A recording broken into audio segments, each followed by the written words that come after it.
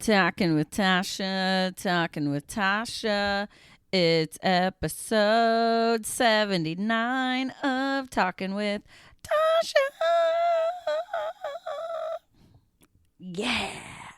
All right. Thank you so much for coming back for another episode of Talking with Tasha. On today's episode, I am chatting with Lynn Harris. She is a stand-up comedian, a writer, a feminist. She does all kinds of things. She's a multi-hyphenate, we say in the biz. She is one of the founders of Gold Comedy, which we will dig into in the conversation.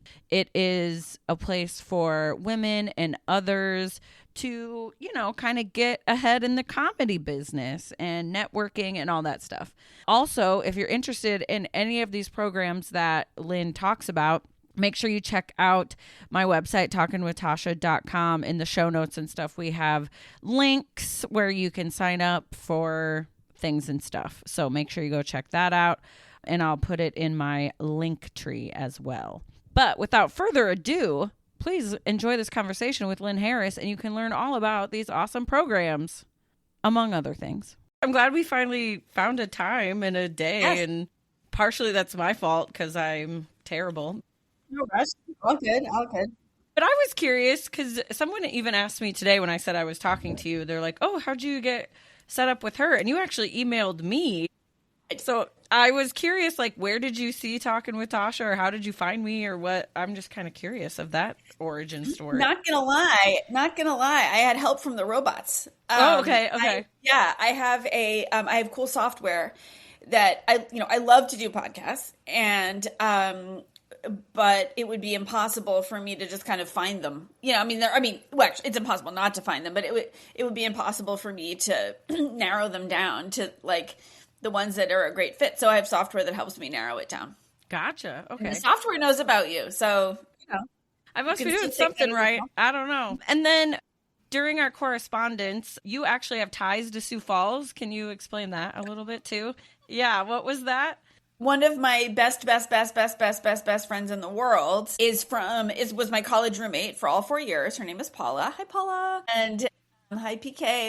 That's one of her nicknames. We have many nicknames. She grew up in Brookings and South Dakota, where I've also been. And now she lives in Sioux Falls, and we've been there. My family and I have been there to visit. That's all I got. Okay. Well, that's kind of, I suppose maybe I should have started here first, because where are you located? You are...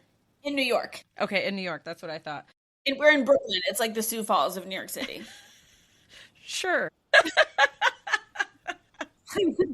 But, okay, so before we get to all the stuff you do now, sometimes I think it's fun to go back, like origin story stuff. So sure. Where are you from originally? Was there some dream? Like, did you know you always wanted to be in comedy? Or was it like some other dream before that, like astronaut or something? I don't know. I just wanted to go to the Badlands at some point and see Mount Rushmore. That's it. And which I have and I love. And the Corn Palace. The Corn Palace obviously is first on my list. Obviously. Love the Corn Palace. Well, and Wall Drug. You got to stop, even though it's really not that cool, but you got to stop. There's so many signs. You can't say no. There's so many signs. I feel like we had good donuts there or something. They do have good donuts. I'll give them that. But the Badlands, I was going to say, speaking of being an astronaut or wanting to be an astronaut, parts of it do kind of look like the moon or something. So I guess it... Very true. Yeah, we've driven through. It's stunning. I'm so glad to have been there. It's really just, it's very special. Very special. But anyway, where are you from? For real, I'm from Boston. I'm from Boston. And joking aside, I am from Boston. And I was always drawn to comedy and like writing and performing and related, but I never really had a plan. Like it was just kind of the big cartoon magnet in Roadrunner or whatever that I was just like, I will do that. But I didn't, I think I did kind of know I wanted to be a journalist or a writer. I don't want to sound like that vague. It's just that I did know, but I didn't know exactly what the path was. I wasn't like, and I will go to law school. And like, I didn't know exactly the pieces on the path, but I knew that, that something in, writing and creating, I didn't necessarily want to be an actor, even though I did a lot of that and I love it. I don't necessarily think I have the discipline to do that. I did have the discipline to just really work hard at being a writer and I was a journalist for 25 years. Like, I worked hard at that. Mm-hmm. And so I did have that kind of discipline, but it didn't appeal to me to kind of, go off and be like, go to drama school and audition for things and that kind of thing. And it didn't appeal to me I did do stand-up for a long time, but my goal with doing stand-up was pretty much to do stand-up. I was hardworking, but I wasn't ambitious. That's a good way to like compare the two. Yeah. I just like stand-up. I really like stand-up, and many parts of it are a transferable skill, which we can talk about. So definitely worthwhile endeavor. And then in the middle of it all, I was just a creator. I mean, we didn't have a word for it back then. Right. And I really, we didn't have the words like creator and multi-hyphenate back then. And so to me, the things that I do and like to do, journalism, comedy, creating TV shows, creating brands, producing things, are kind of all in the same word cloud and cluster of skills to me. It's like making stuff, sometimes alone, sometimes in collaboration, choosing the right word, reading the room, pulling together the people who can do what you don't know how to do, talking to the people who know things that you don't. Like, to me, it's all kind of in the same spirit. Yeah. And then, so you said your weird tie to Sioux Falls is through college. So where did you go to college then? I went to Yale in the 80s. And drop that Ivy League name. I know. Well, the joke is that we always say, like, I went to college in New Haven, and which, no. But yeah, that's where I met my Sioux Falls, my Brookings friend Paula, because we were assigned as roommates freshman year, and we just hit it off, and we were roommates all 4 years. And that's we're still pretty in rare. touch. Yeah. I know. We're still, like, if we're not texting every day, we're at least sending, like, sheep videos and lambs, like jumping lambs on Instagram, and like miniature horses and good dogs. Right. That's pretty much our love language. Yeah. I know that. I did not get along with my freshman roommate super well. She ended up flunking out. But the girl that lived like across the hall from me, we ended up living together the next couple years. So that's great. Yeah, it worked out. Yeah. Was that in South Dakota or somewhere? Just not too far from here in Sioux City, Iowa. Oh, sure. So yeah, sure. I'm originally from Iowa.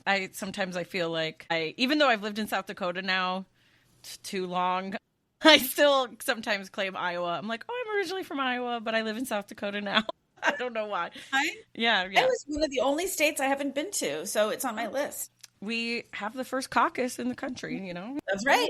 I mean, I pay attention to Iowa. I just haven't been there. It's definitely on my list. Sometimes I feel like a big nerd because when I did first move to Sioux Falls, people were like, do you miss anything from Iowa? I was like, I miss caucusing. Like, yeah, no kidding. It's exciting.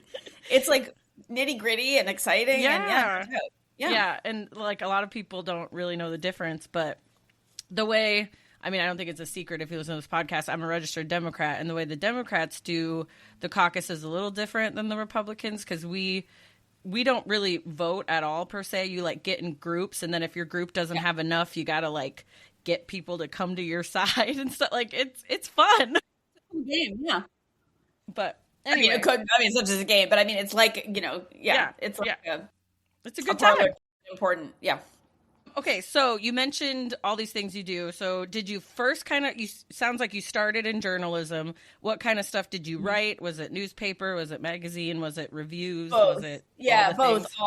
all. At the beginning, you write whatever they assign to you. This is sort of an old model. I'm not sure how, this is the early 90s. I'm not sure how applicable it is now. I honestly don't know how much about how it works now. I still write some things for sure, but sort of in my lane with people I know, and I don't know that I'd be able to sort of paint a helpful picture for people who are starting out now. But yeah, at the beginning, you write whatever they assign you, and that's a good thing. That's not a like suck it up, Roby, that's like a good thing, because what you learn in is such an important skill is like, as a journalist, you don't always get to write in your own voice or write your own thoughts. And like, that doesn't matter. You still have your own voice and own thoughts. That's fine. Like, it's not a bad thing, because the skill of being able to match the voice and mission and intention of another entity is like, that's how you, like, that prepares you to write for late night television. That prepares you, like, for so many things. It prepares you to sort of be a non-creepy chameleon, you know, and like be able to like read a room and understand how to kind of, you know, change your color, you know, verbally to fit in that room. And it's a super, super important skill. Like I did everything. I wrote for like a sewing newsletter. I mean, I can sew, but not really. Not newsletter level. I wrote for a sewing newsletter. I wrote like everything. So were you freelance then? Yeah. Okay. I wrote, tourism stuff and, you know, yeah, sure, news and, you know, what I think they still call service articles, which is like, you know, how-tos, like how to protect your skin from the sun or, you know, things. I wrote everything. So now I can write anything. What was your favorite thing to write, though? My favorite thing to write was because I work so hard and because and by work hard, I mean the practice. It's reps, you know. It's not like a reward. It's because you get good at it from practice. I was able to get to the point where I was getting paid for my own voice. And so I really loved two things. I really loved writing about serious issues. This is not a word, but voicily. In other words, using sarcasm where necessary, using humor in ways that were appropriate that would illuminate like what's wrong with this picture and doing that kind of thing, like balancing the seriousness of purpose with appropriate humor that would both illuminate like the wrongs but also welcome in readers because it's funny, but you're still learning about reproductive justice or, you know, whatever it is. And so, and I also really loved writing about pop culture, like why, not just why certain things were good, but why they mattered. Yeah. Like, I remember one of my favorite things that I wrote was about, I think I'm going to have to remember, I can't remember exactly, but it was writing about, it was a big deal in like 2011-ish. It was a big deal that Teen Mom, like the Teen Mom franchise, was going to do a show about abortion. And everybody was nervous. Like the you know, pro-choice, the pro-abortion rights people were nervous. The anti-abortion rights people were nervous. Like, what's MTV going to do? Because 1 billion people are going to watch. And I remember, and so all of us, and there wasn't like that much to watch back then. Like we had cable, but we didn't have all the other things. And I remember like it was a big deal among us, like feminist journalists, like what are they going to, you know, who care about pop culture? Because it super matters what MTV puts out there. And they were sometimes sloppy with Teen Mom. Like they were, you know. Interesting tie. One of the Teen Moms, Chelsea, is in Sioux Falls. She's originally from Vermilion, but she lives in Sioux Falls now. Yeah. I remember there was one from Vermilion. Yes. So like, it's a small world after all. But anyway. I know. It's so true. But I remember, like, I sort of remember I think my lead was something like that clunking sound you heard last night was every feminist journalist falling off her couch because it was so good. Like, it wasn't. They did a good job. I don't remember seeing it. I may have to go back and watch it. I can't remember why. I can't remember, you know, like Dr. Drew did not oversimplify. Like, whatever it was great. And it wasn't just that it was like actually super pro-abortion rights, but it was also thoughtful. And so I can't remember anything else, but I remember like that was the stuff I loved to write because I cared about it. But I could write like literally, what does Lynn think? Like, what would Lynn be saying out loud to her husband right now? But it's not just about me. It's about like what I think is probably in line with what a lot of people like me think. And anyway, so that kind of thing I loved, like sort of cultural criticism that was important, you know, but still like wicked pop culture because it's MTV and whatever. Right. But like that matters. Oh my God, what MTV says about abortion, that matters. Yes, I mean, pop culture is like my wheelhouse, so I get that. But me too. Also, like, I'm a Jersey Shore fan, and recently Snooki came out saying she didn't come out, but she posted that she was diagnosed with cervical cancer, I think. So even right there, like, they're probably, and that just goes to show, like, we're getting old, like, mother. I know all that, yeah. Well, but I mean, listen, sorry, go ahead about Snooki, and then I'll. No, but like, just things like that where, like, watching that show grow up and how now they're on like I almost identify with them more now as on their family vacation show because I am their age, and sure I had like some party days but not like they did, you know what I mean? But But I can identify a little bit more now with them, like, just feeling old and aches and pains and dealing with what, you know what I mean? Like, it's almost more relatable. And if you would have told me back then that Mike the Situation would be, like, my favorite now, like, what? I know. Wow. I know. And Sammy and Ron are both back? What? Okay, but anyway. But like, no, it was, I mean, to be like, to bring down the room a little bit, it was a big deal, like, in terms of like HIV awareness when Pedro died. You know, like, would have been better if he hadn't, you know, but given that he did, it was like, that was a real, he was because of the positioning of the Real World and reality television, these people were your friends. And like, that whole parasocial relationship that you develop, you know, is not weird. Like, that's why you like to, I mean, it can be, obviously, but it's not like inherently weird. Like, my favorite shows are the ones, whether they're comedies or thrillers or in between, which is the best. Like Bad Sisters, which also Paula, my roommate, recommended. She's like, "Are you watching Bad Sisters?" I was like, "Oh, hell yeah." Not yet, but now I will, because you told me to. And we both loved it. But in any case, like, when you have this parasocial relationship to someone, you may not know anyone else, you know, in your like real life who, you know, who is HIV positive, back then especially, or you may not know that you know. And so the parasocial relationship there is really important, because you're freaking sad when Pedro dies. Yeah. And I think I miss Real World so bad. Like, I remember growing up wanting to be, I was like, when I get older, I'm going to apply to be on Real World. By the time I was old enough to be on Real World, it wasn't the same show anymore. It was very much just like, let's get some hot people in a house. But it used to be literally like, let's get some average kind of people. I know. Season 1 was amazing. And we went as season 1 for Halloween. Like, we were every person. I honestly forget who I was, but plus a camera guy. Like, there was like 8 of us. And we went around. I love that. And they used to actually like have a job. Like, they would do a job, and then it turned into eventually just kind of being. I actually I think I traded passwords with somebody to get Paramount Plus when they did the Reworld like reunions where they brought everybody back to live together for like a week or something. When they did the New Orleans one, I was like, I have to watch it. New Orleans was everything to me. Yep. They shot it in Brooklyn for a season, and I was like, I was so taken with season 1 that like, and we watched a few other seasons after that like, I was kind of like, season 1 they're all like, season 1 ruined everything for me, but still respect. And when they were shooting it in Brooklyn, like it was basically right over there. I was like already in my 40s or whatever, and I was like, but we have to go see the set. Oh my God, that's where they live. Speaking of, I went to New Orleans in like 2021 or 2, and I found where the house was. I mean, it's like painted different and called something else now, because back then it was like Belmont something, and it has a different name now. But I was like, we have to go see it. And then we walked up, and I was like, this is it. Like, this is it. Remember seeing this on TV. And then wherever we ate lunch that day was kind of in that neighborhood. And the guy could have totally been lying to me because he could tell I'm a weird tourist. But in that same neighborhood was the house that they used for the facade of American Horror Story Coven. So I wanted to. I wanted to see both of those houses, and so we were talking about that. And the one guy, again, he could have lied to me, but he was like, "Oh yeah," because apparently this bar that we were eating at was there even when Real World was filming there back in the day. And he's like, "Yeah, they used to party here, da da da." And I was like, "Are you just saying this to me because you know I'm a gullible tourist?" But it's true. True, honestly. There's no reason it wouldn't be.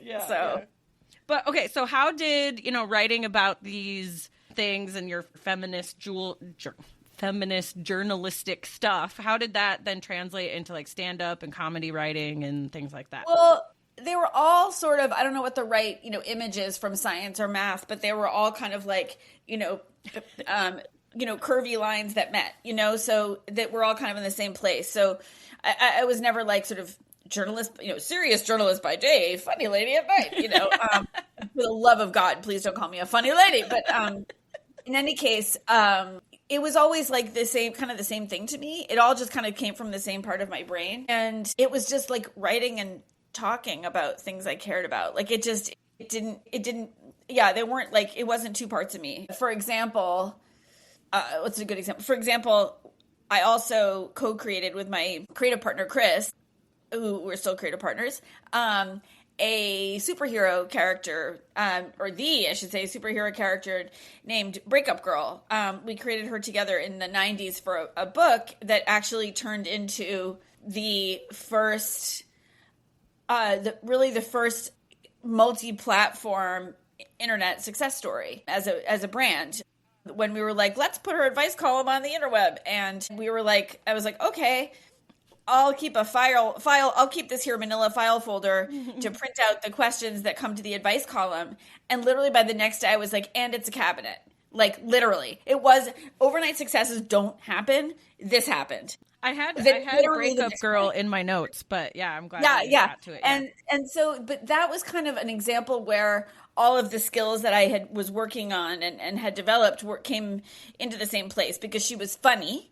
And I shouldn't say was because we're working on another pilot for her right now. But, so the concept is funny. It has, Chris's expertise is he's a cartoonist and an animator, among other things. So he brought that, and a very funny writer. So he kind of brought that piece. And so she had comic adventures. We had an animated show on Oxygen.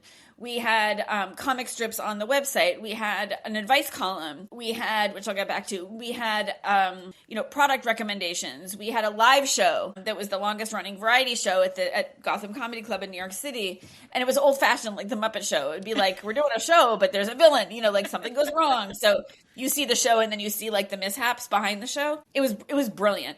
And we pulled in all our funniest friends, and it was a whole world that we were able to create. It was just amazing, but it also kind of had a social purpose, even though we didn't design it that way, but it evolved.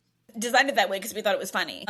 We invented her, and it was really Chris's idea because we thought it would be funny because we have superheroes who can as Chris I think originally put it. We have superheroes who can bend steel bars. How about a superhero who can mend broken hearts? Okay, that so we were like, that's good, let's go with it. Like we love it, but we didn't have a big purpose. And as the character evolved and as we came to understand what the fans, and there was like a cultish level of fan following, what we came to understand that like the fans loved about the concept and the world that we built was that, among other things, the character and the advice column, which was not directly autobiographical of me, but took everyone seriously. So it wasn't like, because back then in the 90s, it really was still a world where like women talk about relationships and men hook up with women. Of course, it was only straight people, of course, but there was no, like anyone talking about relationships is a woman and the men are just like there, and so something about even though she is a woman, like something about the character of a superhero kind of helped it bridge, helped the concept bridge over to everyone and helped everyone feel comfortable asking questions. And so we had, our fan base, it was kind of, you're never supposed to say that your fans are everyone, like, because that's not true. Like you're supposed to be able to target, you're supposed to have to target your market. Like if your market is everyone, it's no one. Right. Yeah. But I have to tell you, it was like teenagers, grown up, straight, married people, gay people who thought they might be gay, trans people. I mean, it was like all ages, all genders, it was incredible. And I think what we realized was that we kind of backed into the mission of wanting to use, humor, comedy, pop culture, superhero tropes to change the way that people talk about relationships. I like that. And if you think relationships are the fluff at the end of the news, you're wrong, because that was also the time of Bill Clinton and Monica Lewinsky, who, by the way, is a boss. But I love how that narrative has changed over time. Like, I love that for her. I love that, Oh, yeah, she's great. But at the time, it was like, are you serious? Like, you're telling me this is like the fluffy stuff, relationships? It almost brought down the free world, this one dude and his, like, crush on an intern. You know what I'm saying? Yeah. So, like, come on. And relationships, if anything, it's like the most relatable because relationships, they can be romantic, they can be friendships, they can be lots of things, So right. We talked about that also. Actually, there were letters from everyone about everything. So that's an example to answer your question of like how. And so writing the advice column, I had to report out some things, and so I knew how to do that as a reporter. I was an essayist and a writer, so the advice column was also very writerly, without being like ponderous. And I was a producer. So like we were able to kind of pull together all the different elements of the then primitive website to be what it needed to be. And so it was just, a little of everything. And you mentioned, writing for TV. What kind of stuff, I don't know, do some name dropping stuff here. What kind of fancy pants things have you done, I guess? I don't have a lot of name dropping there. We were the first, we had like shorts on Oxygen, and our shorts were the first. This is going to sound so old fashioned. Were the first. They were done in Flash animation, and they were the first. It was the first animation, first Flash show to launch simultaneously on television and on the web, which is sort of weird and clunky sounding now, but it was true. So Chris and I co-wrote almost all of those episodes. I don't have a lot of TV writing credits. I know people who do. And I've done a lot of TV talk shows and things like that in weird capacity, in both normal and weird capacities. But no, that hasn't been my area, although I'm working on another pilot now not another, but the latest pilot now for Breakup Girl. Gotcha. So it's actually a new-ish skill for me, so I'm learning as I go. All this comedy stuff kind of leads to the thing that I kind of thought was most interesting when I was just like looking you up, the gold comedy, where, it's for women, it's for non-binary, it's for all the others in some ways, because comedy was very male dominated and still is to a certain extent. Yeah. So how did that come about? Was it hard to get it going? Tell me about that. Oh yeah. I mean, the journey is, it's been a long journey. I think that, the current stuff the journey is a little bit boring. It's basically, all right, I'll put it this way. The through lines that you're hearing here are caring about making things, caring about making funny things, caring about the power of comedy and humor to deliver new ideas and really, in some sense, deliver change or contribute to that. You're hearing feminism, you're hearing all those things. And so it all kind of came together as the idea of, what if we could just help more women succeed in comedy, or help more others succeed in comedy? Is that the only way to change the world? Absolutely not. But the multiplier effect there could be pretty powerful, because if you make people laugh, you make people listen. And if there are more women making people laugh, there are more people listening to women. And the idea of, a thing that comes up a lot in talking about culture change, which is sort of a fancy field, is changing norms. And so the idea of like, how can I help? I can't do this by myself just by doing some good comedy or writing, but what if I could help, the multiplier effect and just normalize women telling jokes, and not just telling jokes, but, in creating comedy or being in positions of power. That's good for women. It's good for comedy. It's good for the world. Right. And I think so, it's like just helping people, even the old adage, it's not like what you know, it's who you know. It's networking. It's meeting people. For sure. It's, getting advice, getting help, getting, I don't know, just all the things, like collaboration. Yeah, absolutely. And so much of any success in any field is finding your people. It's certainly true in comedy, where you don't necessarily have a workplace. You may. Some jobs you do. Some comedy jobs you for sure do.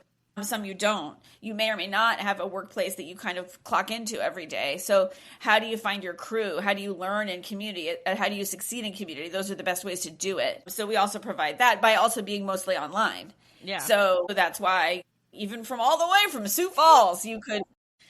And I suppose there's, from what little I know about the comedy world, I watch Hacks and stuff, but... Sure. Actually, that's a lot. Hacks tells you a lot. But I think there's, on the nose. On the nose. Yeah.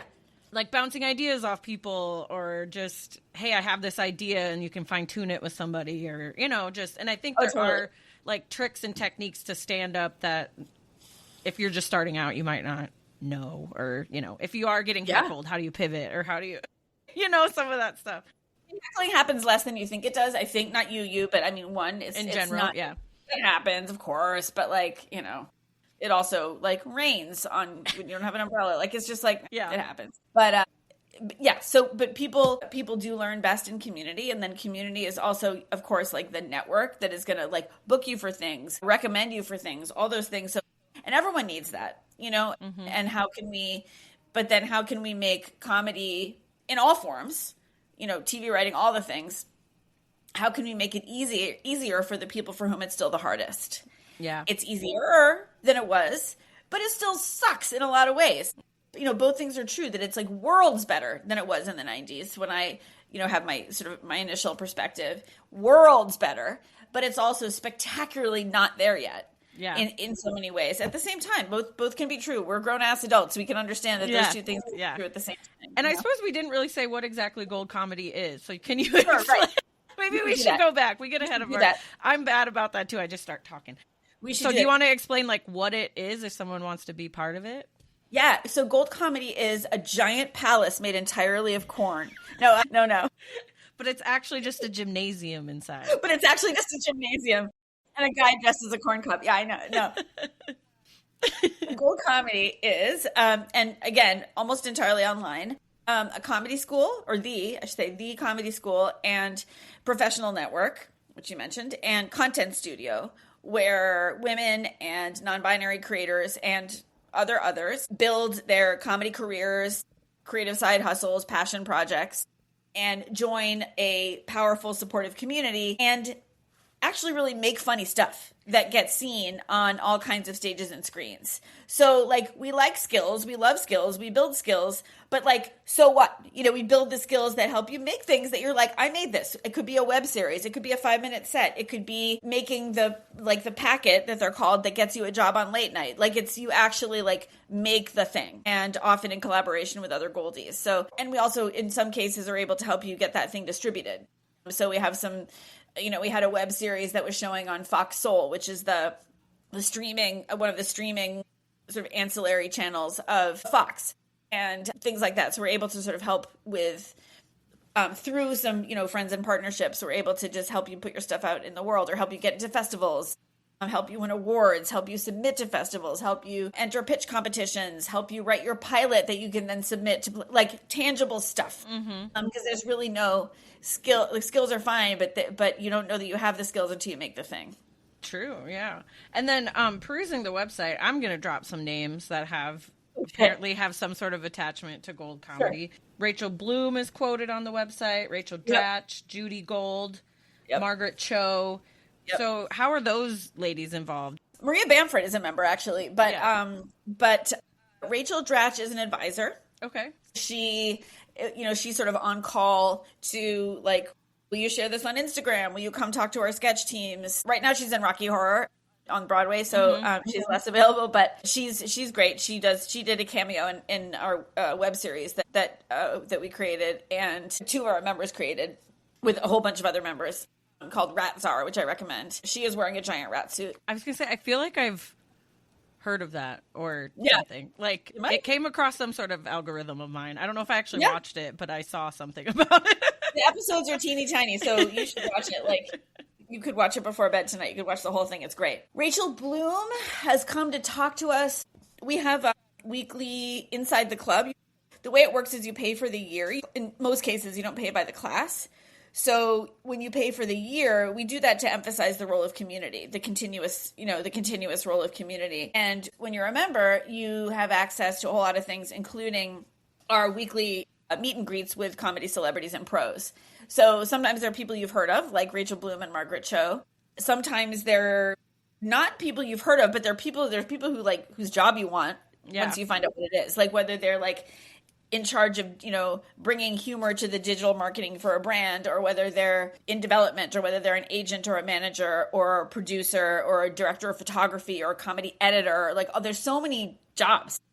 Right. And that don't involve necessarily, telling jokes on a stage with a mic. There's so many other jobs. So Rachel Bloom has done that. Margaret Cho has done that. Patty Harrison has done that. The whole cast of Somebody Somewhere has done that. Speaking of the Midwest, I know Kansas is different from South Dakota. I was going to say, that's the one with, why am I blanking on her name? Bridget Everett. Yes. And Hiller, what's his name? Jeff Hiller. Yes. Award-winning Jeff Hiller. He's done those. He's the best. He's so nice. That show made me, like, at the end, I don't know. I cried. I laughed. There's no spoilers, but I know it's devastating. It's the best. I love that show beyond words. Yeah, and And her and her sister's relationship is so interesting, and that is a good show. People should go watch that. Bridget Murray and Murray Hill, who plays Fred Rococo, the chemistry teacher. Yep. Jeff and Bridget and Murray had been toiling in the New York theater scene and comedy scene for decades. Like, I remember Murray from when I moved here in 94. And I knew of Bridget from, from sort of cabaret scene. And I knew of Jeff from comedy. And, like, they were sort of icons, but they were just icons in New York, Yeah. And once in a while you see one on, like, in a random part on TV. But they were toiling. And then the show happened. And, 25 years later. And, now finally, so the point is, like, it seems like they were an overnight success. They weren't. They worked their asses off, and they deserve this. And it's a great show. It's so good. It's great. And they couldn't be, honestly, they could, if you want inside information, I'll give you the scoop. They could not be nicer people. There, you have it. Good. I was going to say, like, one of my questions is literally just like, you've probably met some famous people. Spill some tea. Nice, good, bad. But I like hearing that they're nice. Like, that's obviously better. Well, Margaret Cho, what was it? Margaret Cho, we Zoomed with them, and Margaret Cho was in her living room, and I'm going to get this wrong, but it's still funny. I was like, what's behind you? Like, what's that? And it was like art, but I couldn't quite tell. I guess she had it was blurred or whatever. And she was like, oh, yeah, it's a portrait of me that so-and-so artist that I didn't know, but this artist does this thing, made out of going through my trash. But you can learn a lot about a person from their trash. I know. And I was like, go on. And, so like the cool thing about our meet and greets is that they're so informal that, it's just, they're just like sitting in there wherever. We just did one with Sean Cassidy, and he was a dream. He was absolutely, because he's a TV writer now. And he's extremely funny and witty. He's been touring. Speaking of, have you ever told my 11-year-old self? My God. Part of me was like, you mean like David Cassidy's like half brother? I do. He's been touring for the last several years with new music and old music and sort of storytelling pattern banter in between.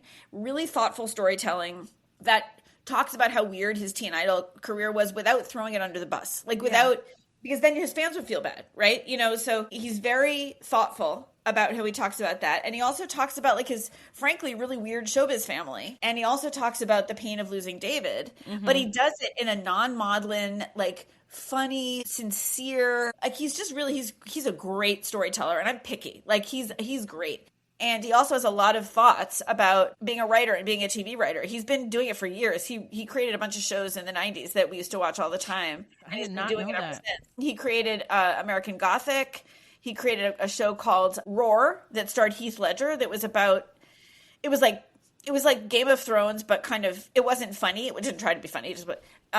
It was a little more earnest than Game of Thrones. It was about it was in the 3rd century, like about the Picts, and it starred Heath Ledger, and I can't remember who else. And then he was a writer and producer on New Amsterdam, which is a really, really good show. I love New Amsterdam. I felt like it didn't get the ending it deserved. It felt very rushed. I understand it probably got canceled and whatever, but I know it was a bummer. Yeah. But so he has a lot of thoughts about like the craft of writing, the discipline of writing, whatever. And he did a Q&A for us like a few weeks ago. And I have to tell you, everyone was like, I'm also a boy band lover, teen idol. Because especially even now, and Miley Cyrus was a little younger than my demo, but it's a similar story of how like she kind of revolted from Hannah Montana. And now she's coming back around to like being okay with it. I think a lot of teen idols kind of go through that, they kind of reject the thing that made them famous because nobody wants them to grow up kind of thing. But then eventually they come back around to be like, okay, I can own this now. Yeah, and he really does. He's really thoughtful about it. I mean, he's really thoughtful. He sort of says that he went into it. It just felt like the family business. Like he says, the way he says it is like, okay, everyone's an electrician. I guess I'm an electrician. But then he's like, but I'm not that great an electrician. So he didn't hate it. He just didn't love it, and like, he was like retired by the time he was like 19 or whatever, so he really followed his first love, which was writing, and he worked hard at it. He didn't get any no one didn't, I'm sure someone did him favors because he's like, His mother is But Shirley in some Jones. ways, it could be like, we're not going to have Sean Cassidy write for us. Like, I could Right. see people like it would kind of hurt you in some Right. ways too. But Right. He really, let's just say he really had to earn it and did earn it. And so I think people came to the, like, I knew that he was going to be really deep and thoughtful because of a bunch of antics. A bunch of friends of mine had actually met him several times after his concerts because we're audacious and silly. But so by then I was like, oh, watch out. Like, I know what's going to happen. You think you're coming for like some nostalgia, but like watch out. And so they, everyone came like this. And then by 5 minutes in, he's taking us to church, about the discipline of writing. And I mean, it was like people were agog, They forgot later that it was Sean Cassidy. They were just like, that was an amazing meeting. Like, that was an amazing conversation. It wasn't just like, I didn't know Sean Cassidy. It was like, so anyway, why am I going on about Sean? Oh, so that's my hot goss about Sean Cassidy. Great guy, smart, thoughtful, generous. But what about Leif Garrett? Do you know anything about it? I know nothing. He was on Behind the Music. That was on VH1. That was the last time I saw him. But I just knew he was of the same era, so I thought I'd throw one in there.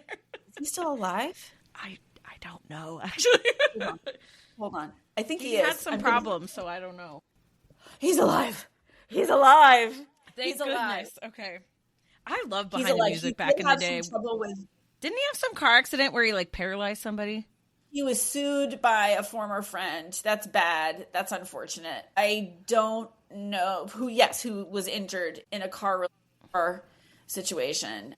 Because I remember that on Behind the Music, they like brought them together for the first time in a long time or something. Oh, no, right. No. I think it was good in the moment, but anyway. Yeah. Oh, he was on Fear Factor. Good for him. He did some bull riding, which is, I love bull riding, but he didn't last long with that, as most people don't. I mean, not even 8 seconds. Right. And his autobiography came out in 2019. Oh. And there's a picture of him here performing in 2016. He dated Nicolette Sheridan. I remember that. He's had other legal troubles, cocaine, but yeah, up till 2010, he was still struggling a little bit, but we wish him the best. We do wish him the best. We do. Yeah. There was another thing today when I was looking at the Gold Comedy website. In your FAQs, there's right at the bottom, it just says, do you believe in life after love? And I have no question. I just thought it was funny. We try to, that's the thing. We try to, like, it's a comedy website, right? But we also have to, like, say things that are just direct, but we like to put Easter eggs where we can. And then when you click on it for the answer, it just says yes. And I don't remember. Oh, good for me. Okay, I think I wrote down in my notes, I was like, I don't have a question about it. I just thought it was funny. And this was knowing that you've done stand-up and comedy and stuff. I was told once in my college public speaking class, my professor told me that I approach everything like a stand-up comic. So I don't know if that was a compliment or not. What do they mean? What do you think they meant? Well, because sometimes we'd come to class and it was literally like, you have 15 minutes, you draw a topic out of a hat, and then you have 15 minutes to prep, and then you have to do you have to give a talk about it, like public speak about it, give it whatever. So usually I'd try to make it funny because I don't actually know anything about this thing that you gave me 10 minutes ago, Mm-hmm. So I took it as a compliment. I don't know. Yeah. And I ended up doing radio. Lots of things that could mean, and there are lots of good things that could mean. Yeah. I wasn't sure which one, but totally. I took it as a compliment, and then I do think it was funny growing up as a girl that likes to talk. I got told a lot, like, "Oh, you got a big mouth. Oh, you're this or that." And then I did radio for 10 years, so I was like, "Well, I got paid to talk." So, and I think, like you said, the transferable skills of like reading a room or being quick-witted, like a lot of stand-up is that, trying to, like in the moment, think of something witty or funny, and I like to think I'm pretty quick. Yeah. Or no, but I mean, or I'm sorry to interrupt, but like, or to know that you don't need to be funny right then. Yes. To like that it's not the right, that's what, I mean, that's the other thing that not you, but a lot of people think that like being a stand-up means like always being on and having a joke all the time. And like, that's exhausting. Yeah. And it's not necessarily funny, like if, probably I know there's a lot of crowd work videos going around right now, and I think what you'll notice about the best ones is that the comic waits for the joke. Mm-hmm. The comic waits for the joke to kind of show up. It's and that's when they land the plane, right? Like they don't, they're talking to someone in the first row. So what do? I'm a lawyer. Lawyer joke. Like that's you got to be patient. You got to like And oh, really? What kind of lawyer? Oh, wow. And you just like, keep going until something bubbles up, and then you seize it, right? But I don't know if you can seize a bubble, but you know what I'm saying. But I gotta say, and I've always thought, not to get too political, but when all the drag shows and drag story times and stuff were getting whatever, I feel like drag performing, they are some of the best comedians. Drag queens are the funniest people. Like, there's even here in Sioux Falls, one of the bartenders. When he's a bartender, he's Todd, but when he's a drag queen, he's Brittany Brooks. He is so, like, I think I'm quick-witted and can go toe for toe, but I can't with this person. Like, I just can't. Don't ever pick a comedy fight with a drag queen. I mean, there are some queens. I'm very, very huge drag fans in this family, so now we have a whole other hour to talk about. But I mean, sure, there are some queens who are more like dance queens or fashion queens or, looks queens or whatever. But the ones who are funny, what? I mean, come on. Jinx Monsoon is one of the funniest. Yes. So quick and so silly and so old-fashioned and so, I mean, I could, Bob the drag queen, people ask me who are your favorite stand-ups, and Bob the drag queen is always on my top 5. Yeah. I saw him recently on a podcast, and they were like, what's your hot take? And he goes, I don't think there's actually any straight people. And it took me a second to be like, but goes on to say, it's a spectrum. I think everybody's a little gay. And I was like, I don't think you're wrong. Yeah. It's just what you kind of like are the most of, I guess. I don't know. Or the most, yeah. But yeah, I love him. Yes. And that show on HBO they had, We're Here, they did an episode in South Dakota. And when I was on the radio, we didn't talk to Bob, but we talked to Eureka on the phone. Love Eureka! Did a phone interview with Eureka. And I was so bummed I didn't go to the taping of it. It was in a town like maybe an hour from here. And I think the weekend they did it, I forget why I couldn't go, but I still kind of kick myself that I didn't go because it was cool. I love that. Loved that show. But a lot of my friends had stories about after the filming, like Shangela being in the bar and, all this kind of stuff. So, yeah. But they seemed real down to earth, I guess, so that's good.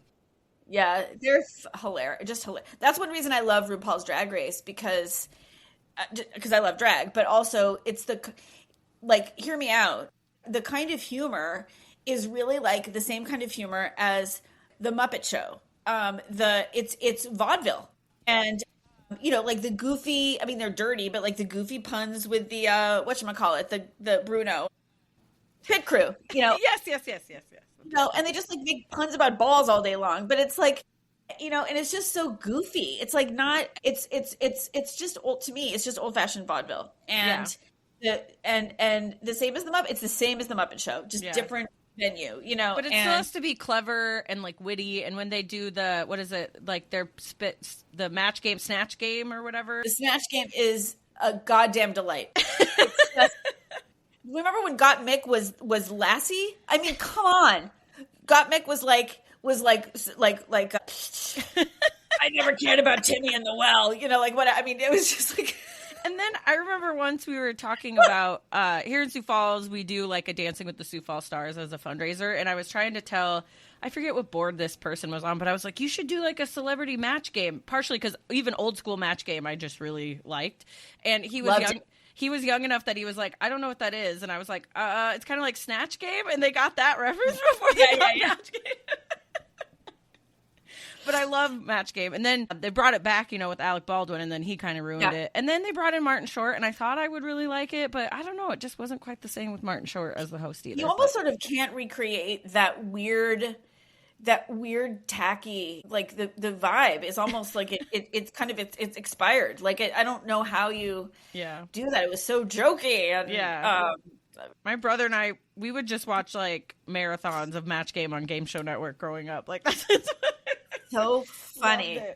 How okay, tall is he?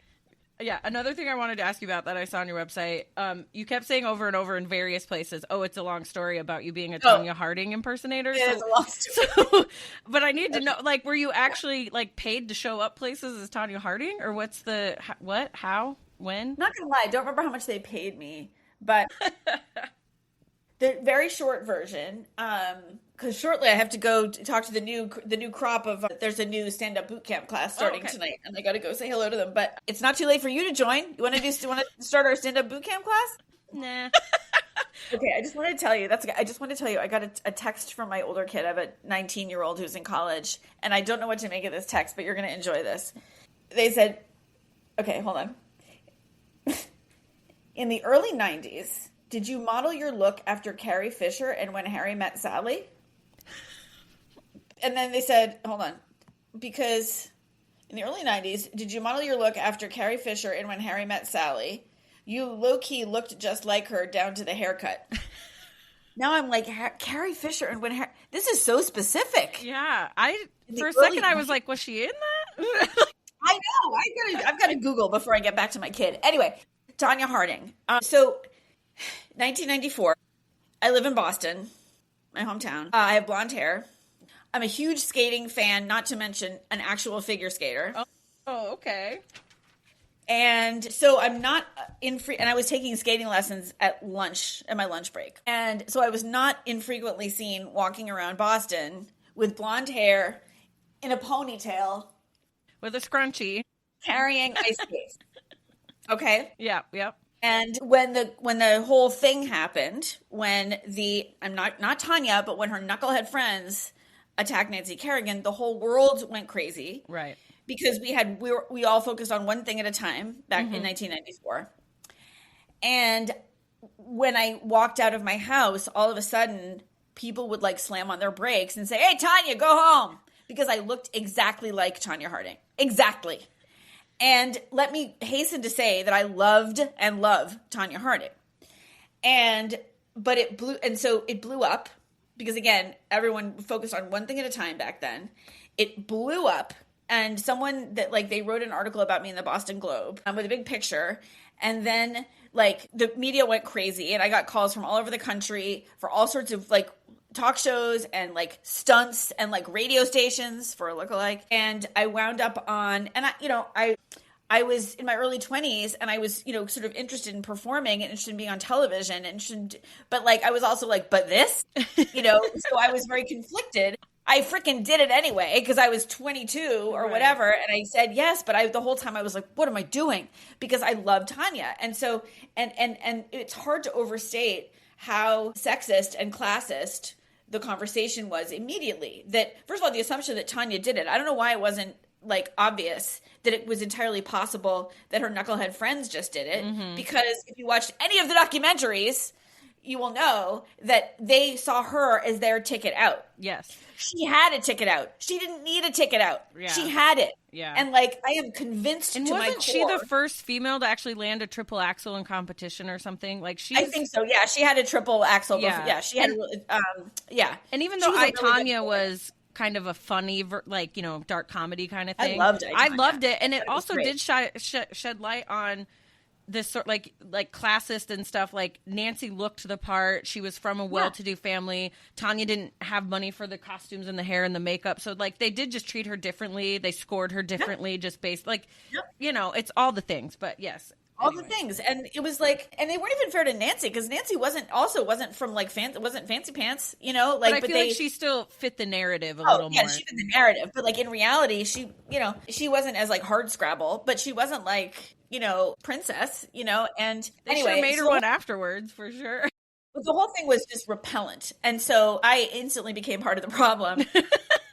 And I I won a celebrity lookalike contest on Geraldo. I did another spot on Geraldo. I did a ridiculous sort of cat fight on like literally I'm not calling it a cat fight, but they had an episode about cat fights, and I did a cameo at the end where I literally wrestled with a Nancy lookalike who I by then knew from the circuit. And the defining moment that I always tell is sitting in the green room at Ricky Lake, and what a time. There are like people around me, like who, whatever they'd done was so heinous.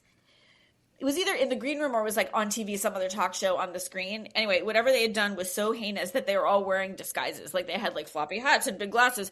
And I remember sitting in the green room in my skates thinking, Jesus, where do they get these people? And you're like, I'm one of them. Where do they get them at my house? Like... So, we live and we learn, right? Yeah, we live and we learn. I still feel guilty, but it's a great story. And also like in my defense, like anytime I was actually on a talk show, it was actually a great chance. And again, I was like still young and naive, but it was a great chance for me to be like, to sort of say the stuff that we were just saying, which is like, yeah, sure, I came here dressed as Tonya, but like, can we talk about this for a second? This is crazy. She's an amazing athlete. Yeah. How do you know she had anything to do with it? She may or may not have. And the language you're using has nothing to do with the two of them as athletes. Yeah. What was her husband's name? It was something weird, right? Like Jeff Gillooly. Gillooly, that's it. Ask me anything. I know everything. James Stant. There was another knucklehead who I can't remember. I forget the other guy's name, but Gillooly is the one that like sticks out in my brain. Okay, yep. And then I know you said you have to go here soon, but I always at the end like to ask, bring it back to this. A lot of this has been pop culture, but bring it back to pop culture stuff. So like, what is one thing you're binge watching right now, or reading right now, or listening to right now that you think you can recommend or tell? What should we check out? I mean, I just rewatched Girls Five Eva. Oh, okay. It is, oh my God.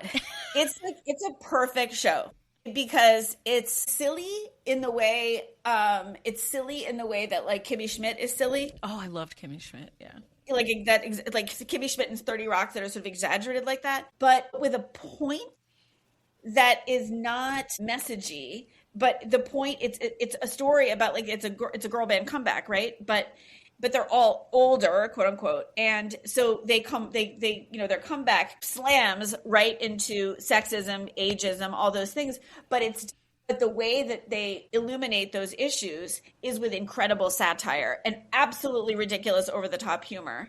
And it turns out that Renee Elise Goldsberry of Hamilton is so funny. I didn't think she wasn't funny. I just didn't think she was funny. I just didn't know that was in her toolkit, So it's her and Paula Pell. I mean, the cast is on Busy Phillips and Sarah Bareilles. It is absolutely. I almost never watch anything again because like there's too much to watch. Yeah. It again, and I was like, God damn, everyone needs to see this show. Even when that show first came out, I had a lot of friends tell me I'd love it, and I don't know why I still haven't watched it, but I know people say, oh, I'll put it on my list. I literally have like a notes app list of shows that I should watch, and it's on there, and I don't know what, I don't know. We'll get to it, but yeah, it's a must. It's a must. Yes. And then, is there one like skit or joke or something, maybe it's Girls Five Eva, that you've seen and you were like, oh, why didn't I think of that? Have you ever had a moment like that where you're like, oh, I wish. Well, actually, it's Girls Five Eva. I was going to say maybe that's it. Another person I've done some writing projects with, and we were actually working on a pilot about a girl band that gets back together. It's basically like the Blues Brothers, but girls. Okay. And then this came out and we were like, fork. Yeah. Well, great minds think alike. You were on the right train. Yeah. I think this is the first time I've been on a podcast, and probably, or one of my podcasts or someone else's, where I haven't talked about heated rivalry. So congratulations. We got through a whole hour. I still had to bring it up, here at the end, but well, listen, it's taken over my life. I loved it. And I thought it was going to be soapier than it is, because I'm not a big fan of like soapy shows, and it's not. It's just good. And going back to the female point, this is the thing I bring up to a lot of people. Sure, the books were written by a female, but I love the female characters in it as well, because as someone that has a lot of gay friends, I've been called like a hag and a fruit fly and all these things and a collector and blah blah blah, but it's like I like that the girls on the show have they're like compassionate and they're real people, and they like put their people, they put their friends in their place but also stick up for them, and I just like the women in the show too, that they're right. And what someone said, she's not the only one, and I'm not the only one, but Liz Plank, a feminist who I follow, who I've known for a while and follow on Instagram, etc. Again, I don't think she's the only person to say this, but point well taken. The women on the show, and I think this is one reason that women love this show. It's not just like butts. Yeah. One of the reasons that women love this show, she suggests, is that the men are working their own shit out by themselves. The women are not manic pixie dream girls who show up with the magic beans to help the man on his journey and then leave. They're not helping. And we love that. It is it's so relaxing. You don't have to watch a woman help a man grow. Yeah. They're not helping. Like, they're there to understand, and like if you need to talk about it, but like they're not. Yeah, you're right. They're not the reason. Yeah. And I like that even the Ilya and Shane, they text, like technically in a few of those episodes, it's like years that they're chatting with each other. So it's like the relationship is building and growing. It's not just, and I talk about the scene the first time they like go all the way. The consent in that scene is something you never see in anything else. So Yep. it's, and even, I don't know, I just think we need more of that in all kinds of relationships. Agree. No, I just thought, it's good. It is good. Probably not And as those good. boys are they seem like such nice I boys. know. Seem like very nice boys. That was pretty much all. I mean, we talked about a lot of things, so I think we got to all the main points. Do you want to just tell everybody where to follow you and find you, and if you have anything coming up and all that kind of stuff? Sure. Yes, thank you. I just got distracted because I was outside. I'm seeing like the sunset, and it's beautiful. Here in Big Sky Country in Brooklyn. Like, wow, it's beautiful. It's been really nice the last few nights. Anyway, it's raining here. We're supposed to get snow tomorrow, I think. I don't know. Oh, it snowed here earlier. Yeah. So people can please come find us at goldcomedy.com and also at Gold Comedy on Instagram. You can, if you're curious about, diving in to explore your own comedy future, it's the safest, nicest place to do that. Like, we're just really nice. But also, if you just want to consume some comedy, we have digital teams that make comedy, so and web series. So if you visit our Instagram, you'll find that. You might make your way to our YouTube and just see all the funny sketches and web series that we have as well. So you can also just be a consumer. But I really would invite people to dive in, because even if you're like, I'm not funny, like, come on, that's not a thing. Everyone has their own way of being funny, and we help you bring out that. Not someone else's way of being funny, your way of being funny. Being in New York, have you ever auditioned for any of the Law and Orders? No, but literally every actor I know has either auditioned or been on, number one. Number two, when we worked at Oxygen, it was the offices, actually, are they still there? Way over on the west side where they shoot a lot of Law and Order, and we would see the cast like having lunch in this one particular diner, or there would be like dead bodies, but we'd be like, oh, it's an actor.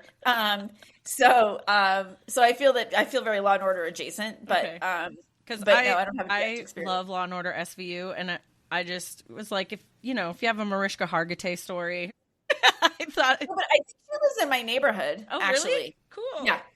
She seems great. I hear only good things. Yeah, people like her. Yeah. I haven't had a sighting, which is, I've lived in this neighborhood for years, and I'm pretty sure she lives in this neighborhood. Did you see her documentary about her mom, my mom Jane? Did you see that? No. I thought it was actually pretty enlightening. I didn't know that much about Jane Mansfield, but I did. It's on my list. It's on my list. I know. I cried at the end, of course. I cry at everything. Oh, I will. Doesn't take much for me. I will definitely cry. Does she live? Let me see. Does she live in my neighborhood? Hold on. I'm just checking. She moved from the Upper West Side. No, I think she's in the. I don't know why someone said she lived in this neighborhood. Other people do. Like, we see John Turturro around all the time. And Steve Buscemi. I like him. Right there. But he moved to. Nice. He has a new girlfriend. He moved to Manhattan. So anyway, I gotta go. But happy to do any hot goss anytime I find it. And but it's mostly about people being nice, because mostly they are. I like nice stories. All right, thank you. And I know you gotta go. Okay, bye. Okay, thank you so much, Natasha. Pleasure to talk to you. This was really fun. Thank you so much for listening to this episode of Talking with Tasha. I hope you enjoyed that conversation with Lynn Harris. And like I said at the beginning of the episode, if you want to learn more about Gold Comedy, go check out talkingwithtasha.com. It's all in the show notes, and it is on my link tree, which is linked on all my social media and stuff. So there will be links to programs and things there. Thank you so much for listening. You can hear Talking with Tasha at talkingwithtasha.com, as well as Apple, Spotify, Pandora, Amazon. Is that it? And YouTube. I'm on YouTube now. I forgot. Anyway, you can also follow me on Instagram, Facebook, TikTok, all the things. It's all linked at talkingwithtasha.com. Really, if you have any questions, just go there. You'll figure it out. Make sure you rate, review, subscribe, comment, like, and share, because obviously this is the best podcast you've ever heard. It is like gold in your eardrums. You're welcome. But with all that said, I think there's only one thing left to do. Be safe, make good choices, wash your hands, just try to be a good person, stay hydrated, and peace out, Brussels sprout.